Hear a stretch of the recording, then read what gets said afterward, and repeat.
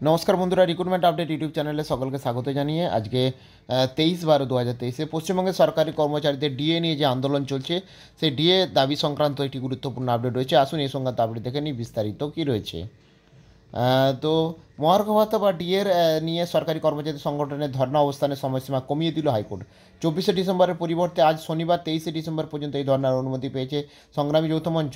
শুক্রবার রাজ্যের আবেদনের ভিত্তিতে সময়সীমা কমিয়ে অবস্থানের অনুমতি দিয়েছে হাইকোর্টের ডিভিশন বেঞ্চ। তবে অবস্থান কর্মসূচি নিয়ে সিঙ্গেল বেঞ্চের বেঁধে দেওয়ার শর্তই বহাল রয়েছে ডিভিশন বেঞ্চ। আদালত জানিয়েছে নবান্ন বাসস্ট্যান্ডে 72 ঘন্টা বদলে 48 ঘন্টা ধর্না দেওয়া যাবে, তবে 300 জনের বেশি একসঙ্গে ধর্না মঞ্চে থাকা যাবে না।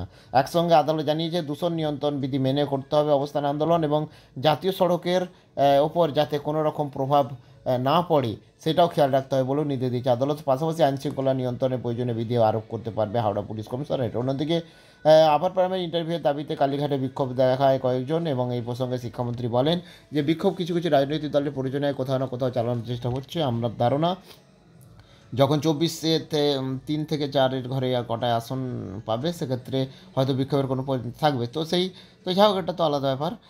তো এই বিক্ষোভগুলো নানাভাবে পরিচালিত হচ্ছে এরকম অনেকে বলেন।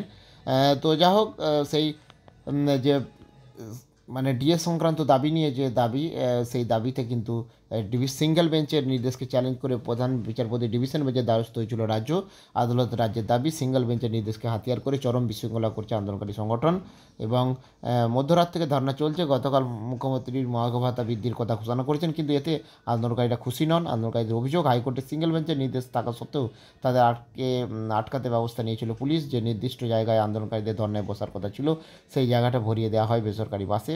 ভোর 5টাতেই ধর্নার জন্য নবান্নের সামনে চলে এসেছিলেন সংগ্রামী যৌথ মঞ্চের সদস্যরা। সংগঠনের পক্ষ থেকে বলেন যে ডিভিশন বেঞ্চে রাজ্যের যাচ্ছে এমন কথা বলে আটকানোর চেষ্টা করছে পুলিশ। তো যাই হোক, শেষ পর্যন্ত ধর্নার অনুমতি দিয়েছে, আজকেই ধর্নার অনুমতি দেওয়া হচ্ছে। তো যাই হোক, এই সংক্রান্ত আরও আপডেটগুলো অবশ্যই শেয়ার করবো, সঙ্গে থাকবেন এবং চ্যানেলটা সাবস্ক্রাইব করে নেবেন। ধন্যবাদ।